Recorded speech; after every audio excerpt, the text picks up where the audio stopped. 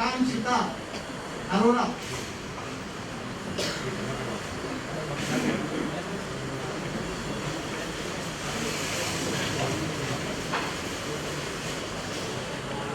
विपिन कुमार, सीमा रानी,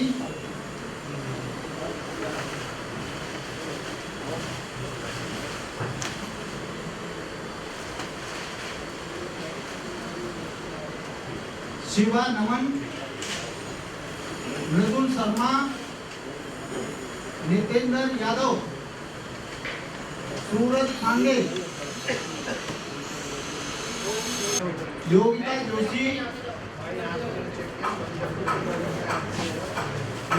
जोशी, गौरव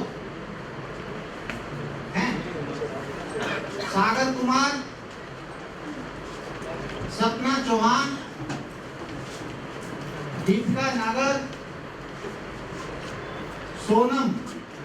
आप लोग इंश्योर करना आपका सिग्नेचर वहां होना चाहिए और यहाँ से फॉर्म भी आपका प्रेजेंट जा रहेगा। आस्था सेहता, मोहम्मद शहनवाज, सात्विक चौधरी,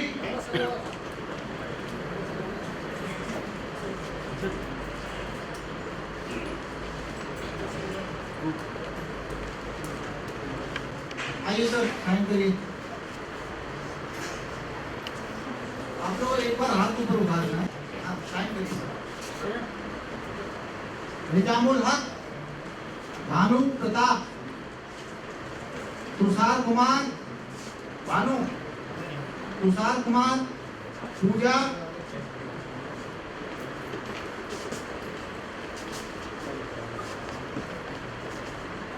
सतीश कुमार सनो, गणेश राव, धनुष धारी, शुभम वर्मा, अंकुर चौक,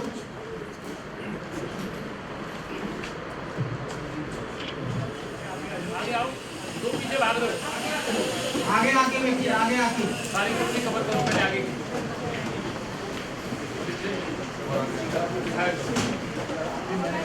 इधर आगे आ जाओ बढ़िया इधर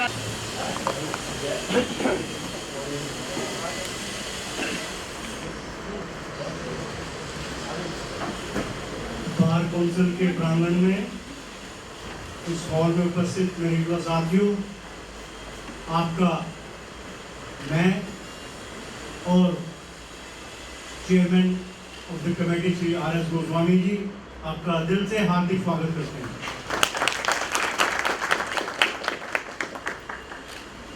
पहले तो मैं आप सबको आने वाले फेस्टिवल की बधाई देता हूँ। आप सबको दिवाली मुबारक हो और जैसे दिवाली पे सारा भारत प्रकाशमय होगा, मेरी ये आपको शुभकामनाएं हैं कि आपका जीवन वैसे ही प्रकाशमय रहे जैसे दिवाली पे सब कुछ प्रकाशमय होता है।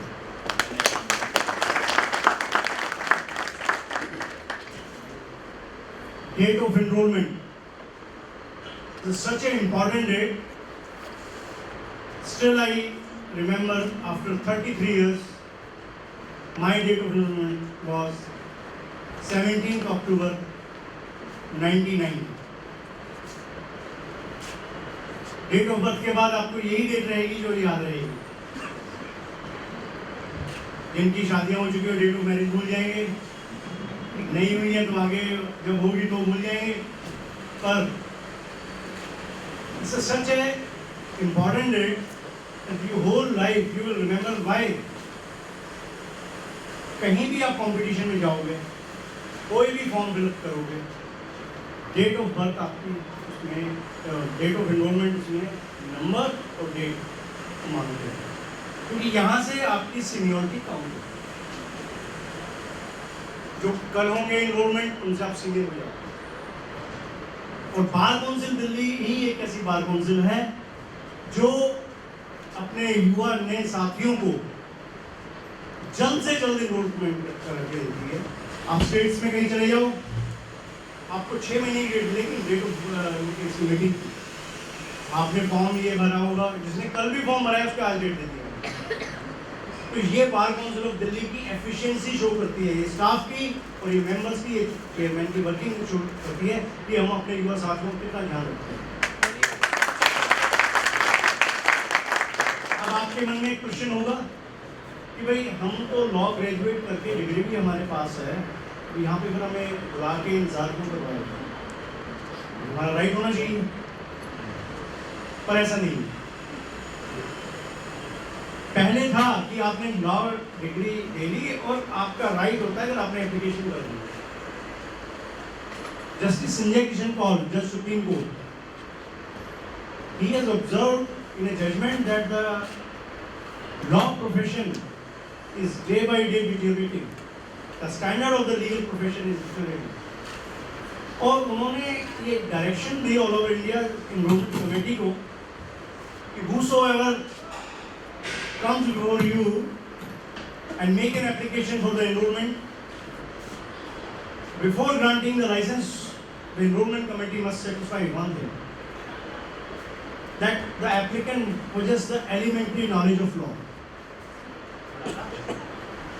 अब कोई तो कैसे होगा जब कोई क्लास ही नहीं जाए? आप में से बहुत ऐसे लोग हैं जिन्होंने क्लासरूम की शक्ल तक नहीं देखी, एडमिशन ले लिया,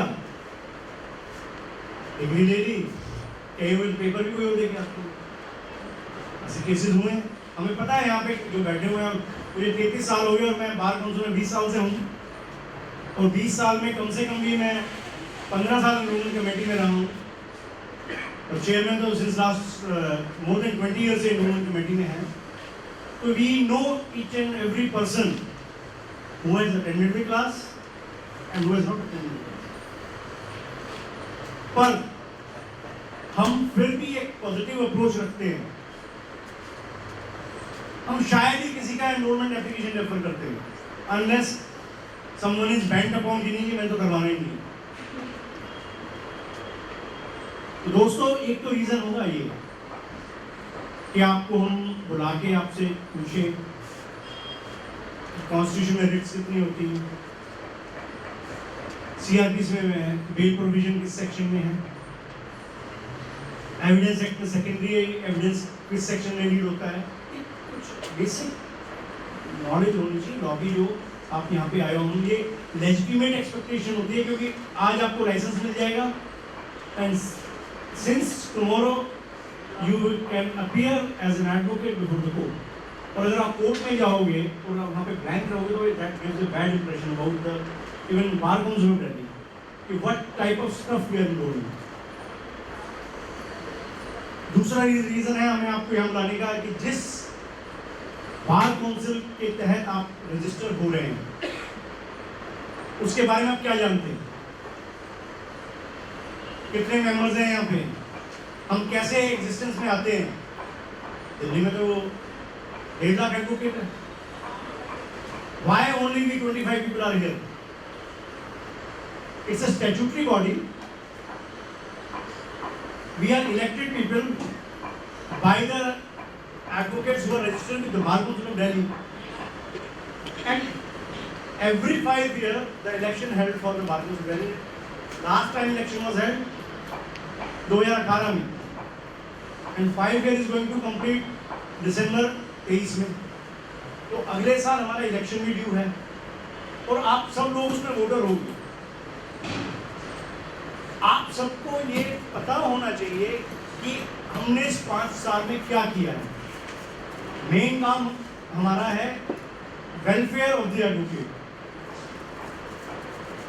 अब जैसे चुनाव आप सोचते हो लोकसभा में लड़के भूल जाते हैं, हमारे यहाँ ऐसा नहीं है। हम गिनवा सकते हैं आपको हमने एडवोकेसी में क्या किया। 2018 से पहले एडवोकेसी कोई सोशल सिक्योरिटी नहीं, उसका हाथ पैर चल रहे हैं, दिमाग काम कर रहा है तो कोर्ट में जाके रोज कमा। The day is on the bat, सारी दुकानदारी बंद। अब उस सिचुएशन में क्या होगा? अब बीमार तो कोई हो पड़ सकता है। ये हमने रियलाइज किया और 2012 में when my friend RS. Goswami was chairman of this Bar Council of Delhi, and at the relevant time I was vice chairman under him. हमने 2012 में एक आवाज उठाई कि एडवोकेट्स की सोशल सिक्योरिटी होनी चाहिए, और हमने एक विज्ञान भवन में सेमिनार किया इस टॉपिक पे ही, और हमने राष्ट्रपति प्रणब मुखर्जी को उनमें चीफ गेस्ट बनाया, और वहां से हमने एक आवाज उठाई कि गवर्नमेंट को एडवोकेट्स के लिए एक सोशल सिक्योरिटी देनी चाहिए। हमारी ये संघर्ष जारी रहा 2012 से 18 तक। हम सभी 25 मेंबर्स ने किया संघर्ष, हम कोई एक आदमी का क्रेडिट नहीं दे सकता, पर वो उस वक्त हम चेयर पे थे, इसलिए हम कह सकते हैं। और 2018 में अल्टीमेटली गवर्नमेंट ऑफ दिल्ली से हमने जो एडवोकेट, ये हमारे वाइस चेयरमैन है श्री सुनील मिश्रा जी, तो हमने गवर्नमेंट ऑफ दिल्ली से ये इंश्योर करवाया कि जो भी advocate bar council of Delhi में एनरोल्ड है उसका 5 लाख तक का मेडिकल बिल रिम्बर्समेंट होना चाहिए, और उसको 10 लाख तक लाइफ कवर होना चाहिए। तो ये बात गवर्नमेंट ने हमारी मानी, और किस्मत देखिए हम एडवोकेट्स की कि जैसे ही ये स्कीम हुई कोरोना आ गया, such a tough time for the advocates. उसमें हमारे 170 साथी उस कोरोना काल में हमें छोड़ के चले गए, और more than 1100 people were hospitalised, जिनके सबके 5 लाख तक के मेडिकल बिल रिइंबर्स हुए, और जो हमारे साथी हमको छोड़ के चले गए उनकी फैमिलीज को 10-10 लाख रुपए हमने गवर्नमेंट से दिलवाए। ये हमारा काम है, हमने किया है जो वेलफेयर किया है एडवोकेट्स का। और आपकी नॉलेज में मैं डाल दूं कि दिल्ली बार काउंसिल के अलावा ये फैसिलिटी कहीं भी नहीं all over India, only Delhi bar council is this council, so that's why you feel proud that you are part of Delhi bar council. दोस्तों यही नहीं, जो मेंबर नहीं बन पाए थे गवर्नमेंट स्कीम के, बार काउंसिल ने उन लोगों को 50-50 हजार रुपया यहां से दिए। मेरे को 2022 में मौका मिला चेयरमैन बनने का, जब मैंने महसूस किया कि बार एसोसिएशन के पास पैसा नहीं है, तो मेरे सभी 24 साथियों ने मिलकर ये डिसाइड किया कि हर बार काउंसिल को, हर बार एसोसिएशन को हम 25-25 लाख रुपए देंगे। हमने वो, ताकि कोई एडवोकेट ऐसा ना रह जाए कि जो बार काउंसिल को अप्रोच कर गया हो, नहीं कर पाया हो, तो अपनी एसोसिएशन से वो सहायता दे। इसके अलावा हमने जब कोर्ट्स बंद थी, सारा काम ऑनलाइन था, एडवोकेट्स के पास सोर्स ऑफ इनकम कोई नहीं था, उस वक्त बार काउंसिल ऑफ दिल्ली ने पोर्टल खोला, और उसमें ये हमने अनाउंस किया जो भी advocates bar council of Delhi से रजिस्टर्ड हैं वो अपना नाम और डी नंबर से एक एप्लीकेशन इस पोर्टल पे पोस्ट कर दें, अपने अकाउंट डिटेल्स दे दें, और हमने एक पर्टिकुलर अमाउंट हर एक के घरों में, उनके बैंक में हमने यहाँ से बार काउंसिल से हमने ऑनलाइन ट्रांसफर किया। ये कुछ संक्षिप्त में मैं आपको बता रहा हूँ कि जो हमने वेलफेयर के हमने कार्य किए हैं, ताकि आने वाले समय में चुनाव में जब अगर आप वोट डालो तो आपके जहन में ये बात होनी चाहिए कि आप किन 25 मेंबर्स को चुन रहे हो, क्योंकि चुनाव के वक्त बहुत सारे प्रलोभन होते हैं, आदमी मिसगाइड हो जाते हैं वोट डालते वक्त। तो मेरा सिर्फ ये आग्रह है आपसे कि आपको ये बातें जो मैं बता रहा हूँ, अगर वो आपको ठीक लगे वेरीफाई करना, और अगर हमने ये काम किया है तो आप उन्हीं लोगों को वोट डालना जिन्होंने एडवोकेट्स के लिए काम किया। अब बात आई आपके लाइसेंस की। आपको लाइसेंस तो मिल जाएगा, इसके बेनिफिट्स भी मैंने गिना दिए हैं। उसके साथ साथ कुछ इसमें लायबिलिटीज भी होती हैं, रिस्पॉन्सिबिलिटी भी आती है। जैसे बार काउंसिल के पास पावर है लाइसेंस ग्रांट करने की, in the same way we have power to cancel the licence also. In the true eventuality, we can cancel the license of an advocate. If any advocate indulged in the conduct of the advocate is of professional misconduct or any act of which is unbecoming of an advocate, These are the two condition. अब आपको ये नहीं पता वो professional standard कौन से इसलिए आपको बुलाया है ताकि आप बेफस से गलतियां ना करो। हमारे पास जो 2023 में जनवरी में एनरोल हुए हैं उनके खिलाफ प्रोफेशनल मिसकंडक्ट की कंप्लेंट्स पेंडिंग है। वो क्या है, मैं कुछ एग्जांपल देता हूं आपको। आपने क्लाइंट से पैसा ले लिया लेकिन आप केस फाइल नहीं कर रही, आपने गलत बोल के कोर्ट फीस के नाम के पैसे ले लिए और उसमें कोर्ट फीस नहीं लगती है, आपने केस फाइल कर दिया, आप कोर्ट में नहीं गए क्योंकि ऑर्डर शीट पर लिखा जाता है प्रेजेंट नन, डॉक्यूमेंट्री प्रूफ हो जाएगा आपके खिलाफ। आप ये नहीं कह सकते जी जैसे आपने मेरी हाजिरी जानबूझ के चले, उनको तो कोई मतलब नहीं इससे। आपने कोई क्लाइंट से फीस पे आपकी मिसअंडरस्टैंडिंग हो गई और वो नहीं दे रहा है जो एग्रीड फीस थी आपकी, आपने सोचा नहीं मैं नहीं जाऊँ और कोई एडवर्स ऑर्डर है उसके लिए भी आप लायबल होंगे। आपको कोर्ट को ये इन्फॉर्म करना होगा कि मेरा इस कारण से ये प्रोफेशनल फीस नहीं दे रहा है और मैं अपना वकालतनामा विड्रॉ कर रहा हूँ। जब तक आपका वकालतनामा और रिकॉर्ड रहेगा you will be liable for that. तो ये बहुत जरूरी होता है क्योंकि यहाँ पे आगे कहते हैं लोग कि जी इसने फीस नहीं दी थी इसलिए मैं गया नहीं, लेकिन कोर्ट को तो इन्फॉर्म नहीं किया आपने, कोर्ट को क्या पता और वो क्यों बताएगा। तो ये कुछ ऐसे मैं आपको उदाहरण दे रहा हूँ कि आप किसी ऐसी एक्टिविटी में शामिल मत होना जिससे कि आप प्रोफेशनल मिसकंडक्ट के दायरे में। दूसरा, any act of unbecoming of an advocate, वो क्या होता है? आप सड़क पर लड़ाई कर रहे हैं, आप झूठे केसेस फाइल कर रहे हैं अपने पड़ोसियों के खिलाफ, ऐसा कोई अपनी जो एडवोकेट वाली पोजीशन को मिसयूज कर रहा है, क्योंकि आप तो कोर्ट में रोज आते हैं, आपने सोचा आप तो एडवोकेट बन गए तो पड़ोसी के खिलाफ ला देते हैं केस। ऐसा करने से आप अनबिकमिंग ऑफ एन एडवोकेट की कैटेगरी में अपने आप को शामिल कर रहे हैं। तो मैं आप लोगों को बाकी चीजें चेयरमैन साहब और वाइस चेयरमैन साहब आपके साथ शेयर करेंगे। आपको पुनः शुभकामनाएं देते हुए आपके उज्जवल भविष्य की कामना करता हूं एंड ये चाहता हूं कि you touch the new heights in the coming days. God bless you, thank you very much. Now I will request the Honorable Vice Chairman Shri Sanjeev Nasir to share his views on the legal profession. Thank you.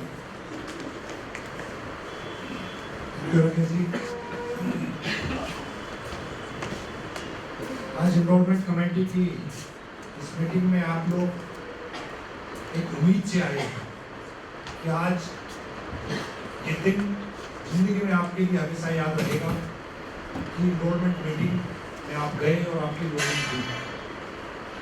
ऐसी enrolment committee की meeting में आप सौभाग्यशाली हैं कि हमारे दोनों member enrolment committee की जो चेयरमैन हैं गोस्वामी जी और अभी राकेश जी को आपने सुना जो मेंबर एनरोलमेंट कमेटी हैं, आप दोनों फॉर्मर चेयरमैन रहे हैं इस इंस्टीट्यूशन के।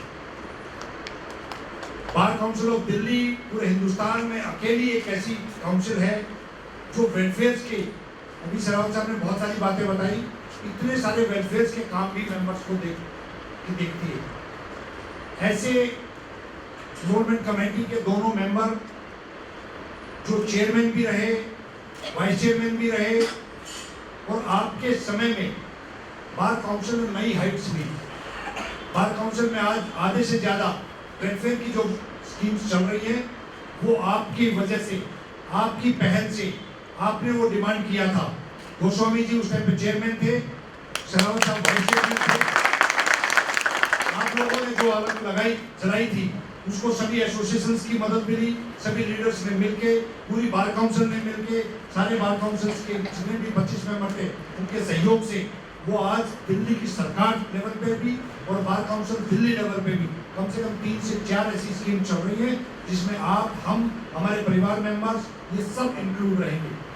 तो स्वाभाविक तौर पे जैसे ही आपकी एनरोलमेंट होगी तो आप लोगों को एक बहुत बड़ा एक ऐसा सहयोग, एक ऐसी ताकत, एक ऐसा समर्थन आपको अपनी इंस्टीट्यूशन से, बार काउंसिल दिल्ली से आप किसी भी बार एसोसिएशन के मेंबर बनेंगे, एसोसिएशन से जो ताकत मिलेगी वो ताकत आज से पहले आपने फील नहीं की होगी दोस्तों। लेकिन जैसे ही वो ताकत मिलेगी तो कई साथी उस ताकत में इतने सुरगोर हो जाते हैं कि वो कुछ ना कुछ गलत एक्टिविटीज में शामिल हो जाते हैं। तो इस चीज के लिए भी सरल साहब ने बताया आपको कि हम लोगों ने अपने प्रोफेशनल एथिक्स को भी नहीं भूलना है, हमने अपनी सिंसियरिटी से अपनी प्रोफेशन को आगे बढ़ाना है। क्यों? क्योंकि सबसे ज्यादा खुशी आपके परिवार में आपके पेरेंट्स को होने वाली है। उन्होंने एक सपना देखा होगा जब आप छोटे छोटे बच्चे होंगे कि मेरे बच्चे पढ़ेंगे, मेरी बेटी पढ़ेगी, मेरा बेटा पढ़ेगा, और ये एक दिन इस समाज में एक ऐसे मुकाम पे पहुंचेगा जिससे एक समाज का भी नाम होगा, देश का भी नाम होगा और उस परिवार का भी नाम होगा जिस परिवार में इतनी बड़ी उम्मीद से आप लोगों को पाला। तो स्वाभाविक तौर पे आज एज ए लॉयर जैसे ही आप इस हॉल से बाहर निकलेंगे, आपकी इनरोलमेंट चेयरमैन साहब और शेरावत साहब के आशीर्वाद से होगी, तो आप एक नई जिम्मेवारी के साथ इस हॉल से बाहर निकलेंगे। आपके पड़ोसी, आपके समाज में जितने भी साथी हैं, जितने भी रिश्तेदार हैं, वो आपको एक नई नजरों से देखेंगे। आप जैसे ही लॉयर बनेंगे, अधिवक्ता बनेंगे, तो लॉयर्स को रेवरेंट बोला जाता है। उसके पीछे सबसे बड़ा कारण ये है कि हर समाज में, चाहे वो कितने ही प्रोफेशन हो, डॉक्टर, इंजीनियर, चार्टर्ड अकाउंटेंट्स या बिजनेसमैन या पॉलिटिशियन, वो सब कहीं पर भी जब भी कोई दिक्कत में आते हैं तो सबसे पहले वो लॉयर की मदद मांगते हैं। तो आपसे उम्मीद की जाएगी कि आप पूरे लॉ पे आपकी पकड़ है और उनको जब भी किसी चीज़ की सलाह की जरूरत होगी आप वो सलाह दे पाएंगे। वो कब दे पाएंगे? क्योंकि आपको भी पढ़ना पड़ेगा। जो आपने स्कूल कॉलेज में पढ़ा है वो काफ़ी नहीं है। अभी आज से आपको ये मान के चलें कि जैसे ही आपको आज बेंड सेरेमनी होगी, उस बेंड सेरेमनी के बाद आपके कंधे पे एक नई जिम्मेवारी आएगी। आपको वो सारी चीज़ें जो कॉलेज में पढ़ी हैं उसके बाद आपको नए सिरे से दोबारा पढ़ना है। जिसको जुडिशरी की तैयारी करनी है वो तो जुडिशरी के लिए पढ़ेगा, लेकिन आपको अपने प्रोफेशन में भी नई हाइट्स के लिए आप जरूर चाहेंगे कि प्रोफेशन में होंगे तो आप एक बड़ा, जैसे हिंदुस्तान में 10, 20, 50 नाम आप जरूर जानते होंगे जो बड़े लॉयर्स हैं, आप उन जैसा बनना चाहेंगे। बड़ी लॉ फर्म्स के मालिक हैं, उन जैसा बनना चाहेंगे। आप जो बड़े बड़े पॉलिटिशियन और बड़े बड़े सक्सेसफुल इंसान हैं देश के अंदर, वैसा बनना चाहेंगे, उनके लॉयर बनना चाहेंगे, उन सब के लिए आपको मेहनत करना पड़ेगी। तो पेशेंस के साथ, सिंसियरिटी के साथ अपने प्रोफेशन को आप आगे बढ़ाएंगे। इन उम्मीदों के साथ अपने परिवार के उम्मीदों पे खड़े उतरेंगे, इस देश और समाज के उम्मीदों पे खड़े उतरेंगे। उसके साथ साथ बार काउंसिल दिल्ली के जब आप मेंबर बन जाएंगे तो स्वाभाविक तौर पे बार काउंसिल ऑफ दिल्ली का नाम बढ़ाना भी आपके हाथ में है। और कहीं अगर उसको कमजोर किया या नीचा किया तो उसके लिए भी, जो जैसे शेरावत साहब ने बताया कि कार्रवाइयाँ तो हैं, लेकिन हम ये उम्मीद करते हैं कि हमारे जो साथी आज एनरोलमेंट के लिए आए हैं ये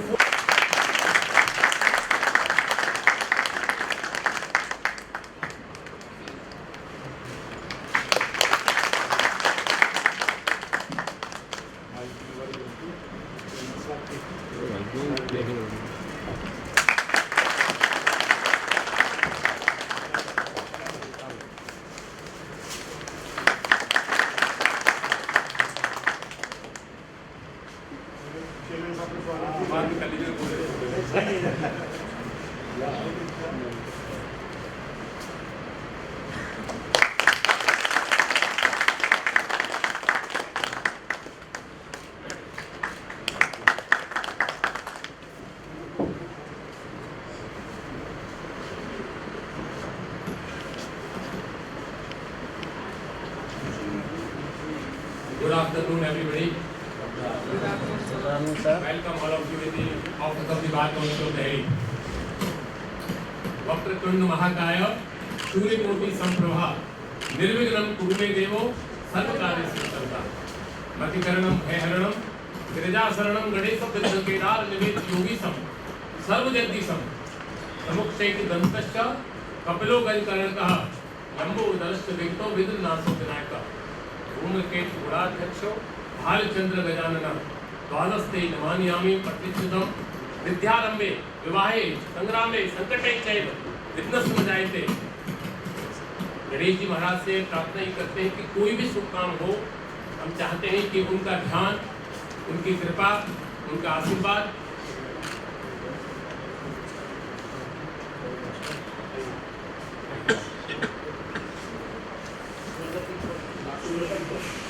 मैडम, आपका बहुत बहुत स्वागत, वेलकम।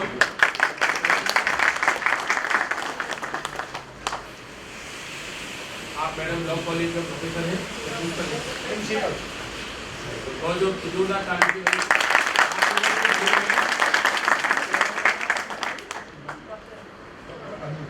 डॉक्टर अनिल, आपका मैडम स्वागत है बार काउंसिल में। हम तीनों मेंबर आपका हृदय से स्वागत करते हैं अपनी तरफ से। आपसे रिक्वेस्ट करता हूँ, मैं अपनी बात बाद में रखूँ, जब आप आए हो पहले आप आइए और दो शब्द आप ब्लेसिंग है। ये सब जितने भी लोग यहाँ आए हैं, एक किसी यूनिवर्सिटी से या एक कॉलेज से नहीं आए, एक मिनी इंडिया है आज हमारे सामने। पूरे देश के कोने कोने से आप लोग आए हैं। मैं आप सभी का तीनों मेंबरों की तरफ से स्वागत करता हूँ। 2 मिनट आप पहले आए और आप ब्लेसिंग है, क्योंकि वो एक नई लाइफ आपने लॉ पढ़ाया है इनको, और उसके बाद जो कंसिडरेशन मिलना है वो आज मिलना है। मैं रिक्वेस्ट करूँगा आप आइए तो सब लोगों को ये ब्लेसिंग दूँगा।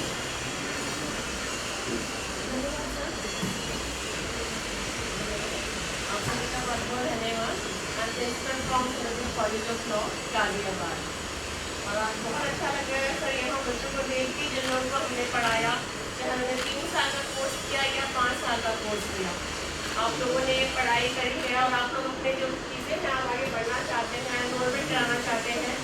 I wish you very great success in your life. हमने आपको सिर्फ किताबी ज्ञान किया है, प्रैक्टिकल्स में आप लोग को मूव कोर्स कराए हैं, रवि मूव कोर्स कराए हैं, पर आप जब यहाँ भी प्रैक्टिस करेंगे आप देखिए कितना कुछ प्रैक्टिकली फर्क है। और आपको हम चाहेंगे कभी भी कोई जरूरत हो, आप ये स्कूल लॉ कॉलेज जिनसे आप पास होके आते हैं, किसी भी यूनिवर्सिटी से, किसी भी कॉलेज से इंडिया के, वो हमेशा आपके लिए खुले हुए हैं। हमेशा ऐसा नहीं है कि आप आज पास हो गए हैं तो हम कभी आप लोग हमारे पास लौट के आएंगे, हम आपके पास ज्वाइन नहीं करेंगे, आपको तब भी अटेंड करेंगे। हमें बहुत अच्छा लगता है जब हमारे स्टूडेंट जो हैं फिर एक बहुत स्कूल लॉयर बन जाते हैं, आपके बहुत सी एडवोकेट्स बन जाते हैं। मतलब एक टीचर के लिए इससे अच्छा पल कभी भी नहीं हो सकता कि जिन्होंने हमने पढ़ाया है अपनी ज़िंदगी में, तो बच्चा बहुत आगे बढ़ जाता है। एंड बहुत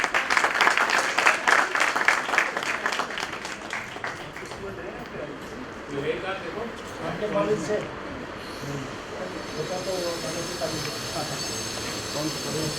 गुरु ब्रह्मा गुरु विष्णु गुरुदेवो महेश्वरा, गुरु साक्षात परम ब्रह्म तस्मै श्री गुरुवे नमः।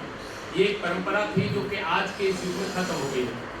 हम लोगों को जिन्होंने पढ़ाया, चाहे उन्होंने प्राइमरी में पढ़ाया, चाहे ग्रेजुएशन में पढ़ाया, चाहे लॉ में पढ़ाया, हम आज भी कहीं भी कोई हमारे गुरु मिल जाते हैं जिन्होंने हमें पढ़ाया, आज भी कोशिश करते हैं कि उनको चरण स्पर्श करके उनका आशीर्वाद दें। सबसे पहले आप लोग एक बात बताइए, राकेश जी ने और रजाक साहब संजीव जी ने जो बात आप लोगों से कही, आप लोगों की कुछ समझ में आई या नहीं आई? ईमानदारी से बताइए। तो मैं क्या बोलूँ, फिर जब बात समझ में आ गई उसमें एडिशन। सबसे पहले मैं परिचय रजाक साहब ने अपना नहीं दिया था। आप पिछले 36 साल से लगातार प्रैक्टिस में हैं और 30,000 बार के लगातार 2 से 3 बार प्रेसिडेंट सेक्रेटरी रहे हैं और आजकल आपके ऊपर बहुत बड़ी जिम्मेदारी है देश की। मजाक नहीं कर रहा हूँ मैं, क्योंकि जो वेलफेयर की बात हम कर रहे थे, आप आज वर्तमान में आम आदमी पार्टी के चीफ लीगल एडवाइजर हैं और बार काउंसिल में आप वाइस चेयरमैन हैं। बहुत बड़ी जिम्मेदारी की सोच है। आप आज आए हो हमारी मीटिंग में। मैं अपने दोनों साथियों की तरफ से और आप सभी की तरफ से आपका हृदय से स्वागत करता हूँ। श्री राकेश सहरावत जी पूर्व चेयरमैन, बताया था आपको, चेयरमैन रहे, मेरे साथ वाइस चेयरमैन भी रहे, आप सेक्रेटरी रहे बार काउंसिल के। पिछले 20 साल से आप बार काउंसिल में चुनाव जीत रहे हैं। सबसे बड़ी बात क्या है, इसके अलावा पूरा जीवन वकीलों के लिए आपको सुनने में आज बड़ा अटपटा सा लगा होगा कि जो एमएलए बनते हैं, सांसद बनते हैं, उनको तनख्वाह मिलती है, कार मिलती है, सिक्योरिटी मिलती है, बंगला मिलता है, तब जाके वो 50-25 साल राजनीति में चस्क रखते हैं कि भाई हमको मिलेगा कुछ, 5-5 करोड़ रुपया खर्च करने के लिए मिलते हैं, तब राजनीति में जाते हैं।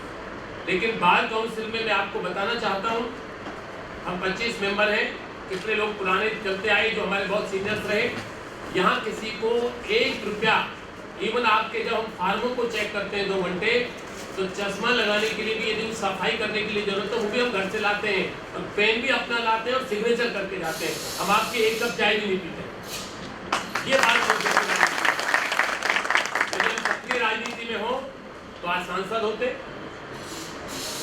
और यदि हम चाहते तो ये मीटिंग में हम आते हैं एज पर लॉ और बीसीआई की रोल के मुताबिक हम 10,000 रुपये पर हियरिंग, डीसी के अंदर भी पर अपीयरेंस यहाँ ले सकते हैं। लेकिन हम वो राजनीति करते हैं, ये नेता उनकी राजनीति करते हैं किनकी, जो असहाय है, गरीब है, पढ़े लिखे हैं, लेकिन हम उनकी राजनीति करते हैं जो दुनिया की राजनीति करते हैं, जो काला कोट पहन के समाज को शिक्षा देते हैं, हम उनकी राजनीति करते हैं। कई साल हो गए मुझे बात काउंसिल में, और 5वीं बार में एनरोलमेंट कमेटी का चेयरमैन हूं।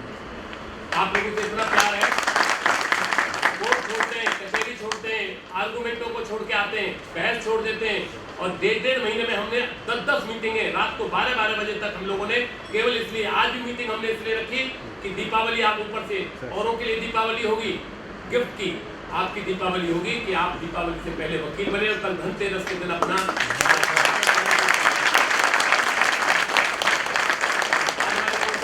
लगे हुए लास्ट वर्किंग डेज है, फिर क्यों आगे मैं 1 बजे का आया हूँ। पहले फार्म चेक करते हैं आपका, आप चले जाएंगे, आपके एक फार्म को देखेंगे, एक चीज क्लियरिफाई करेंगे, तब सिग्नेचर्स होते हैं। क्यों करी राजनीति? हम कहते हैं कि इस राजनीति में जहाँ स्वार्थ नहीं है, जिस राजनीति के अंदर पैसा नहीं है, जिस राजनीति के अंदर कोई लोभ नहीं है, कोई लालच नहीं है, उस राजनीति को करने में हमें गर्व होता है कि हम उनकी राजनीति करते हैं। राकेश जी के पिताजी इस बार काउंसिल के चेयरमैन हुए। पहला इतिहास है कि फादर चेयरमैन रहे, उनका बेटा चेयरमैन रहा, और किन की वोटों से चेयरमैन रहे? झुग्गी झोपड़ी की वोटों से चेयरमैन नहीं बनते, झुग्गी झोपड़ी की वोटों से बार काउंसिल नहीं जीता जाता, उन वकीलों से जीता जाता है जिनमें से सॉलिसिटर जनरल बनते हैं, जिनमें से मेंबर ऑफ पार्लियामेंट बनते हैं, जिनमें से मजिस्ट्रेट बनते हैं। देखिए मेरे साथियों ने जो बात बताई, being a chairman of this committee, आप लोगों ने जब लॉ किया होगा, डिसाइड किया होगा, किसी ने किया होगा कि कोई काम नहीं, चलो एलएलबी कर लेते हैं, किसी ने डिसाइड किया होगा मेरा दोस्त एमबीबीएस बन गया तो मैं कम से कम लॉ कर लेता हूँ। कुछ लोग ऐसे होते होंगे जिन्होंने एक उद्देश्य बनाया, जिन्होंने एक प्रतिज्ञा की होगी कि मुझे वकील ये नहीं बनना जो हम बन रहे हैं, ये तो इनिशियल स्टेज पर आपका लाइसेंस है, हमें वकील वो बनना है जो दुनिया हमसे कहे कि वो जा रहे वकील साहब हैं, वो क्रिमिनल के लॉयर हैं, वो सिविल के लॉयर हैं, ऐसा वकील है। आपको केवल एनरोलमेंट कराना है, अभी कर देंगे। वकील बनना है तो जो बात दोनों मेरे साथियों ने कहा, प्रिंसिपल साहब ने कहा, और जो बात मैं कहने जा रहा हूँ उसको आपसे दिल में और दिमाग में पूरे जीवन काल में उतारना। हमको क्या लालच है? क्या आप बनो वकील मत बनो, लेकिन आप ये देखिए कि आप में से कुछ लोग ऐसे जिन्होंने रेगुलर क्लास अटेंड की, कुछ लोग ऐसे जिन्होंने बहुत बढ़िया कॉलेज से की, ऐसा नहीं डिफरेंशिएट नहीं है, जिन्होंने एनएलयू से किया है, दिल्ली यूनिवर्सिटी से किया है, जिन्होंने बड़े बड़े कॉलेजों से जाके किया है, क्लैट से पास करके किया है, उनकी कैटेगरी अलग होगी। जिन्होंने कॉलेज में केवल एडमिशन लिया है, आधे टाइम गए आधे टाइम नहीं गए, एग्जाम पे भी नहीं गए, लेकिन हमारे सामने आप ये देखिए, हमारी मजबूरी देखिए, मजबूरी सब फील कर रहा हूँ कि despite the judgement of the apex court of India, हम आपका सम्मान सबका बार काउंसिल बराबर करते हैं। हम आप में कोई भेद नहीं कर रहे कि आपने कहाँ से पढ़ाई, क्यों? हमारे पास तो आप आए हो, आपने किस कॉलेज से लिया, चाहे आप कॉलेज गए थे नहीं गए थे, हम जो आज आपको समझाने जा रहे हैं, आपने देखा होगा कितने मूल कोर्ट होते हैं, कितने सेमिनार होते हैं, वहाँ जब स्पीच देते हैं सुप्रीम कोर्ट के जजेस तक जाते हैं, हाई कोर्ट जजेस को भी बुलाते हैं, हम आधे सोते रहते हैं, आधे कैंटीन में होते हैं, आधे मोबाइल पर होते हैं। लेकिन यही स्थिति यदि यहाँ रही तो दोबारा तुमको जिंदगी में मौका नहीं मिलेगा, क्योंकि हम आपके साथ निस्वार्थ रिश्ते से, हमारा आपसे कोई स्वार्थ नहीं है, हमारा इतना सा स्वार्थ है कि यदि आप में से जुडिशियल अफसर बनेंगे, आप में अच्छे वकील बनेंगे, तो हम कहने लायक रहेंगे कि हमने एनरोल किया था, यही हमें घमंड है।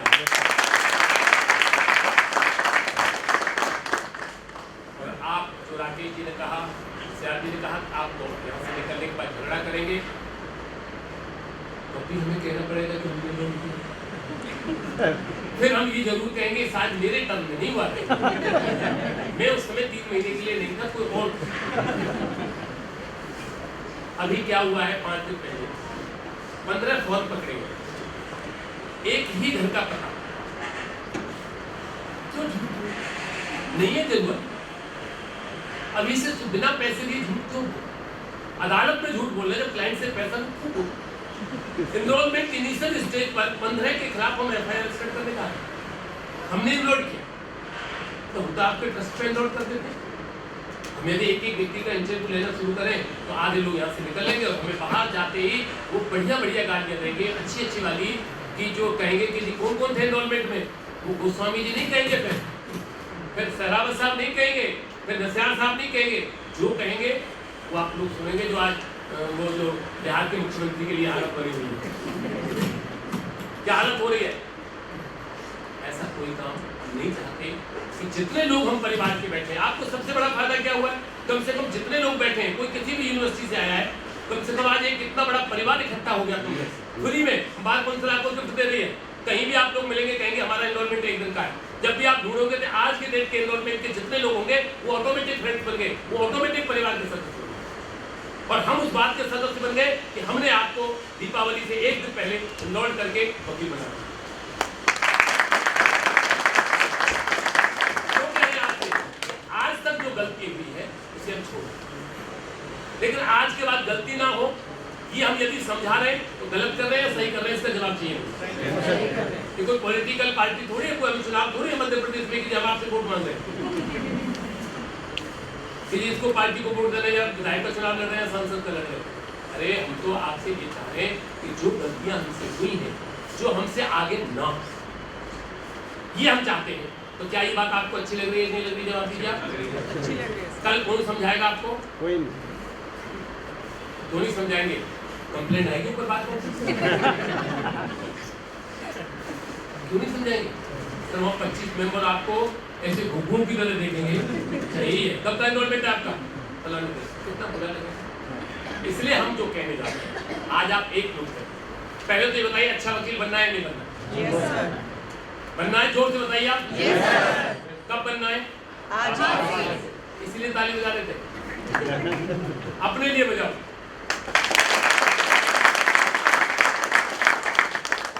दीपावली से पहले बनना एक आपके लिए इतना बड़ा शुभ है कि दीपावली आपकी असली है।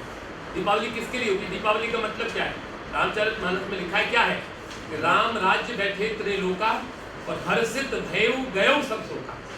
राम राज्य का मतलब है जहाँ न कष्ट था न दुख था, वहाँ सभी लोग सुखी थे। तो हमारी कोशिश क्या है? हम तीनों प्राणियों की कम से कम तुम तो सुखी हो, बाकी जो होगा देखा जाएगा। जो वकील रहेगा नहीं रहेगा, जिसने फार्म भरा नहीं भरा, लेकिन तुम लोगों को हम राम राज्य की स्थिति देने जा रहे हैं। लेकिन राम राज्य में जिम्मेदारी ये भी तो बनती है कि कर्म प्रधान, आपको कर्म करना है। कर्म प्रधान विष्णु कर राखा, जो जस करे सो फल चाहता। काम ही नहीं करोगे तो वकील कैसे बनोगे? हम यहाँ तक आप नसियार साहब की 36 साल सर ने बताई, अपनी एनरोलमेंट डेट बताई थी आपको? कब की बताई? चलो याद है 1990 अक्टूबर 1990 अक्टूबर 17 अक्टूबर 17 अक्टूबर 1990। ताली की। और इनकी मैं तो बहुत junior 1987 19 March 1987। by virtue of his seniority, he is chairman. तो सीनियरिटी का ये इम्पोर्टेंस होती है। फर्क है ना? यदि एक दिन का भी फर्क होगा तो एक मियाँ बीवी दोनों डिस्ट्रिक्ट थे, 1 घंटे के एनरोलमेंट के डिफरेंस पर एक जज बना हाई कोर्ट, एक डिस्ट्रिक्ट कोर्ट में। ये आपको फायदा होने जा रहा है। हम डेट तो आपको आगे भी दे देते, लेकिन नहीं, आपके जीवन के साथ, आपके वेलफेयर के साथ, आपके कैरियर के साथ हम समझौता नहीं कर सकते। आज के बाद एक अच्छे नागरिक के रूप में आपको एक बात पता है? नहीं पता। आपको कितनी पावर मिलेंगी? पूरा कीजिए, बताइए। मैं कुछ और पावर बता सुनना चाहते हैं सर? बताइए, एविडेंस एक्ट में क्या पावर है आपके पास? वकील बनने जा रहे हो, तुम्हें पावर ही नहीं पता, ताकत नहीं पता, 126 और 127। क्या है बच्चा?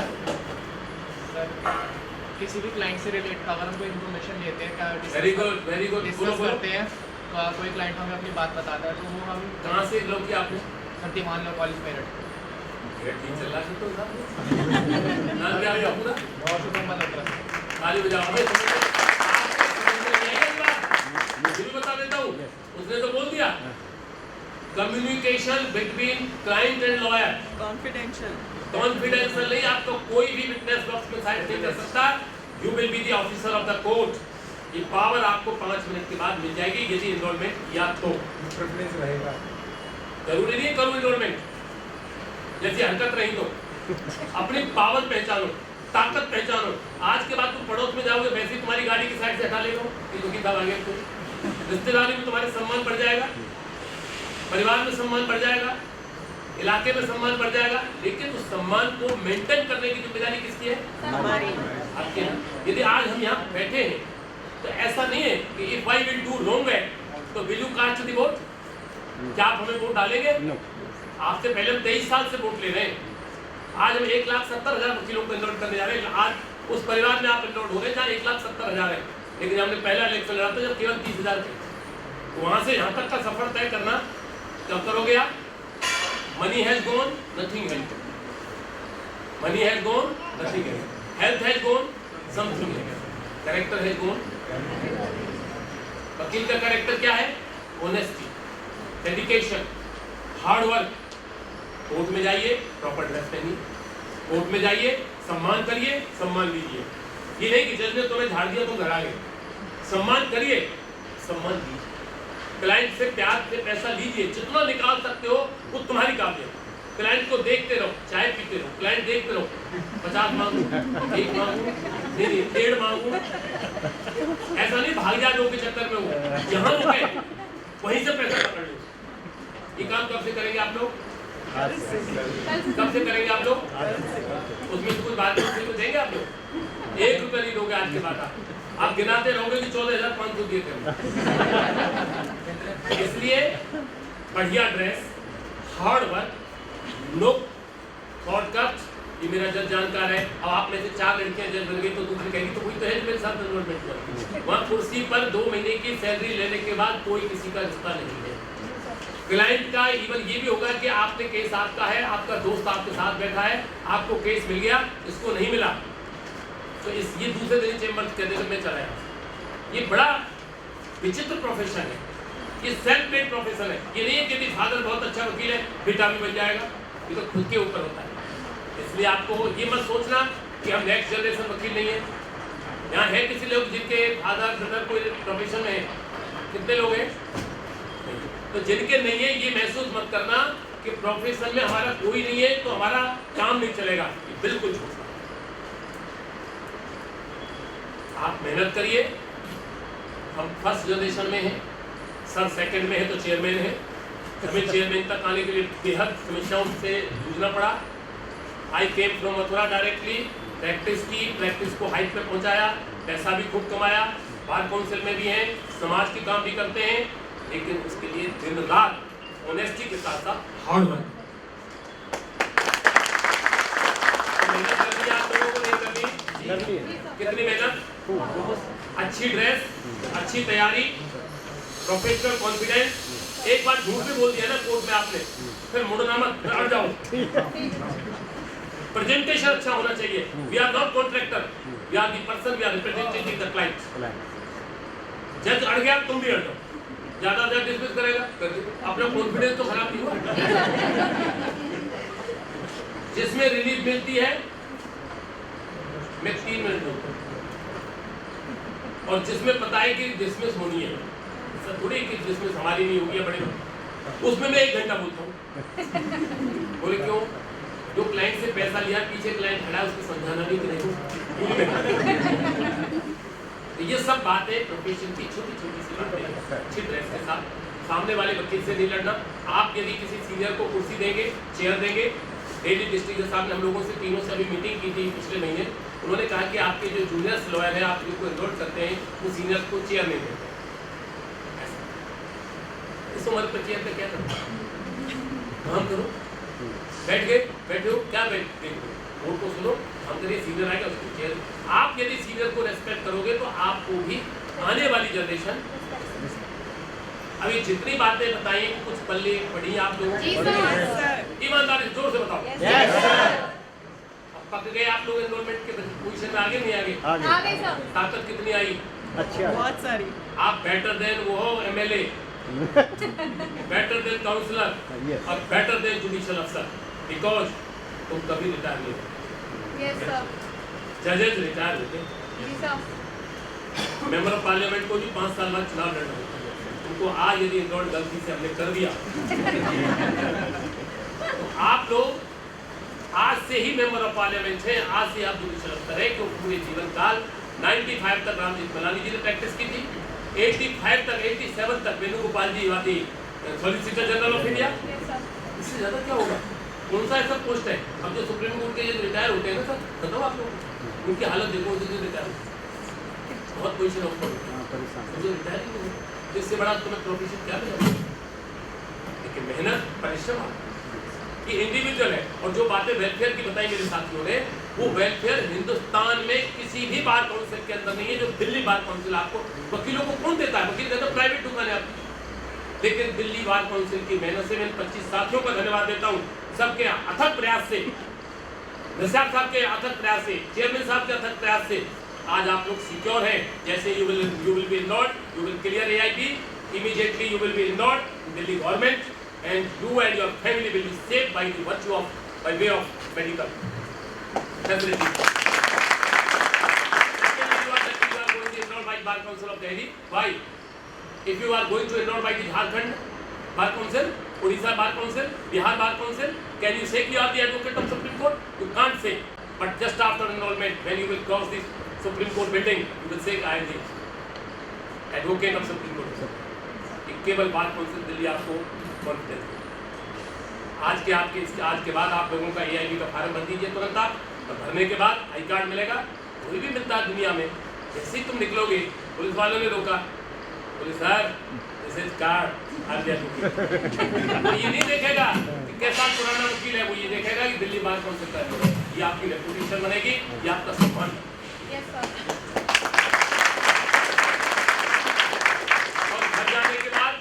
यार दोस्तों के साथ में परिवार वालों का आशीर्वाद लीजिए, चाहे दिल्ली में बैठे हो चाहे दिल्ली से।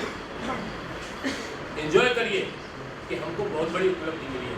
जितना जो ज्यादा एंजॉय करेगा समझो उतनी ही आगे बड़ा वकील बनेगा। एजुकेशन तो छोड़ दो, जो करके आगे वो आपका अपना तकदीर है, लेकिन आगे के एजुकेशन और आगे का पढ़ना और आगे के प्रैक्टिस करना आपके हाथ में, अपना तकदीर बनाना आपके हाथ।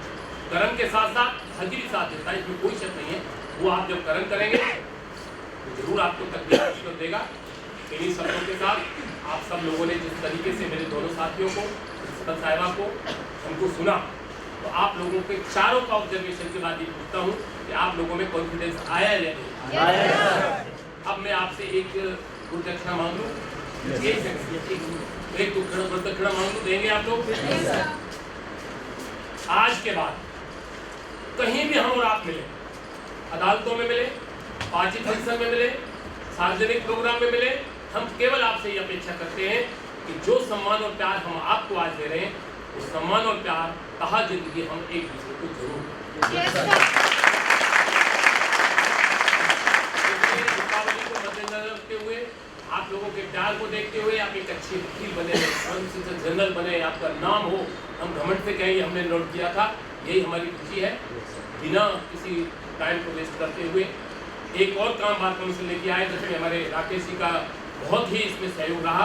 हम लोगों ने किया कि यहाँ से जाते थे चैम्बरों में जाके वकील बैंड पहना रहे थे, ये सब सिस्टम हमने कहा हम आपको ऑफिसर जब हम बनाए वकील रहे तो आप लोगों को बाकायदा आज बैंड पहनाकर सबका एक फोटो खिंचवाकर, फोटोग्राफर पूरा आपका, जिससे वेबसाइट पे जाए इंडिया की पर आप घमंड से कह सकते हैं जब वकील बन रहे हो तो फील करिए you are better than MBBS doctor, you are better than CA, you are better than all officers. और बिना डिस्कशन के मैं श्री राकेश सहरावत साहब का, ऐसा नहीं करें मैं कहूँ कि सहरावत साहब फोन करें मैं सहरावत बोलो, कौन सहरावत बोलो? संजीव नस्याल साहब का वाइस चेयरमैन, प्रिंसिपल साहब का धन्यवाद करते हुए और मैं RS गोस्वामी, हम तीनों मिलकर आज निर्णय लेते हैं बिना किसी इंटरव्यू के, बिना तुम्हारा टाइम वेस्ट किए, we are going to enrol all of you as advocate in my department. Enrolment वाली ताली नहीं है?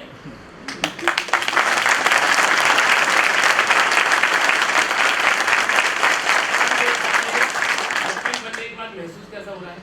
बहुत अच्छा। अभी तो मैं इस बात में इसलिए आप फ्रेंड ले जाइए।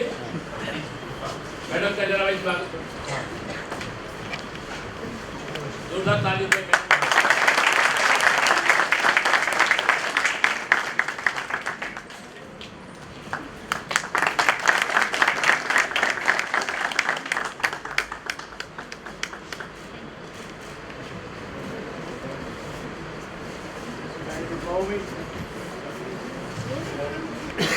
ये आपके पास अभी हमारे जो स्टाफ है वो पेन लेके आएंगे, उस पेन को आप लोग सब पेन दें। उसके बाद राष्ट्रीय गान होगा। राष्ट्रीय गान के बाद आप लोगों को ग्रुप में आना है 10-10 के बैच में, और यहाँ पे आपका प्रोग्राम होगा जो वेबसाइट पे बाद में दिल्ली के लिए डलेगा, ऑफिशियल वेबसाइट कल। हाँ, आपके मोबाइल नंबर पे आपका एनरोलमेंट नंबर कल आपके व्हाट्सएप पे आ जाएगा। उस जो इंटीमेशन लेटर से आप अप्लाई कर सकते हैं ऑनलाइन, जो वो मांगेंगे BCI के एग्ज़ाम के लिए।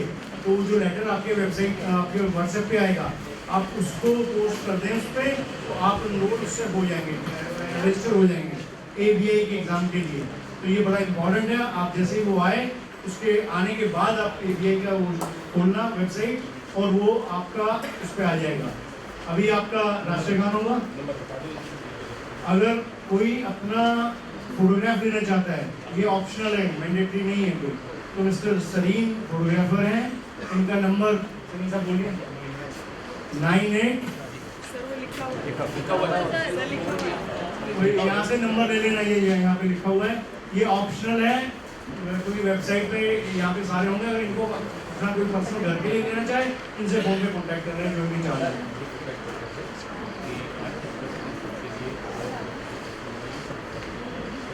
हाँ, आप लोग तो कोई मिठाई का डब्बा लेके नहीं आए होंगे। नहीं, विश्वास ही नहीं था।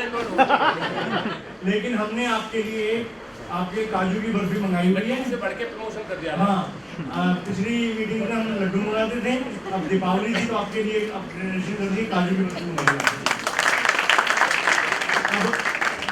शुरू में हुई नायक जय हे भारत भाग्य विधाता, पंजाब सिंध गुजरात मराठा द्राविड़ उत्कल बंग, विंध हिमाचल यमुना गंगा उज्जल जलधि तरंग, तब सुनामे जागे, तब शुभ आशीष मांगे, गाहे तब जय गाथा, जय गण मंगलदायक जय हे भारत भाग्य विधाता, जय हे जय हे जय हे जय जय जय जय हे। भारत माता की जय, भारत माता की जय। एडवोकेट यूनिटी जिंदाबाद। कम बोले हो तुम, जोर से बोलो। एडवोकेट यूनिटी जिंदाबाद।